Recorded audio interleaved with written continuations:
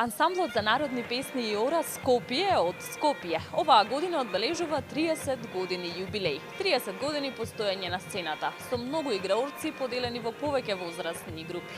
30 години чувари на македонската автентична народна песна, на македонскиот фолклор.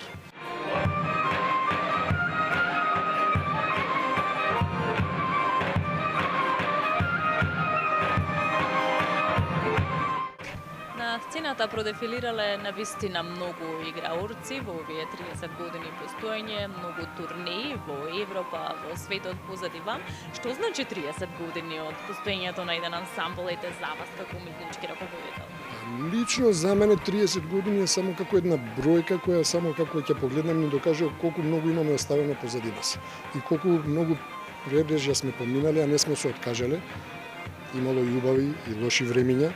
Меѓутоа, како и македонската песна, како и македонското оро, ние сме како тој плевело што не може никогаш да се искорени и секогаш се раѓаме малце појаки и не оставаме да замре и македонската традиција, и македонскиот фолклор, како ние, така и останатите активни ансамбли во Македонија кои работат, кои се сметаме себе си за чувари на таа македонска традиција, на тој македонски фолклор и се трудиме тоа да го пренесеме на помладите генерации, кои во овие 30 години конкретно во нашиот ансамбл поминале сигурно преку 2-3 илјади играорци, играорки, музичари, така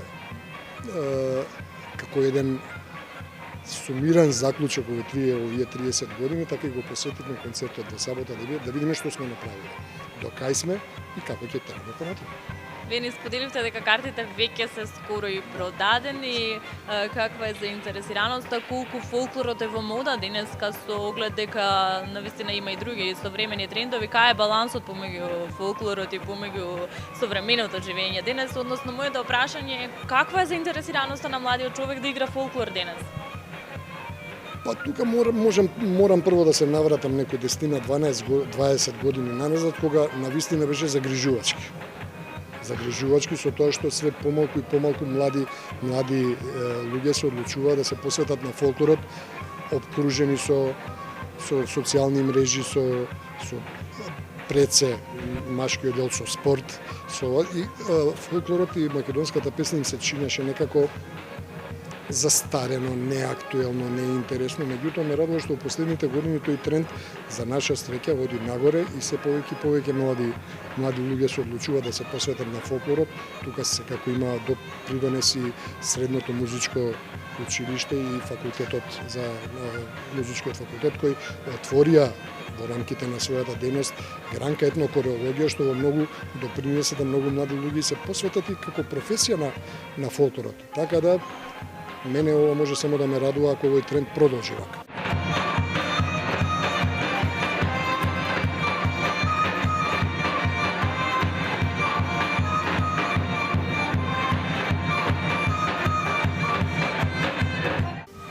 Екипата на телевизија Алфа ве начека имено на проба, буквално на проба. Она кое што јас го забележав е дека овде играорците ви се поделени во возрастни групи, па така има една повозрастна, една помала, јас како што видов група.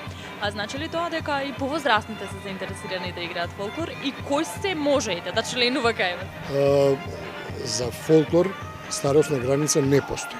Меѓутоа во интерес на сценскиот настап на организацијата на самите проби, нашите групи се поделени од најмали, од почетници, првачиња да кажам. Ова групата што ја видовте прва тука е таа елитната група што е активна во моментот, а тие малце повозрастните што ги видовте, тие се ветеранската група. А во однос на старосна граница кај нас не постои. Значи секој оној што чувствува дека може, дека е млад во срцето и во душата, може да игра фолклор. Како ансамблот ја започна ова 2026 нова година, кои се новините и можеби наповедок е некоја европска светска турнира? Ќе искористам прилика да кажам дека ова 2026 година секако ни започна со подготовки на јубилејниот концерт, меѓутоа веднаш после концертот не очекува едно големо гостување каде што ќе одиме двете групи заедно, и малата и повозрастната група, одиме на голем натпреварувачки фестивал во Агридженто на Сицилија во Република Италија. Ќе се видиме после турнирата и ќе ги сумираме заедно впечатоците од истата.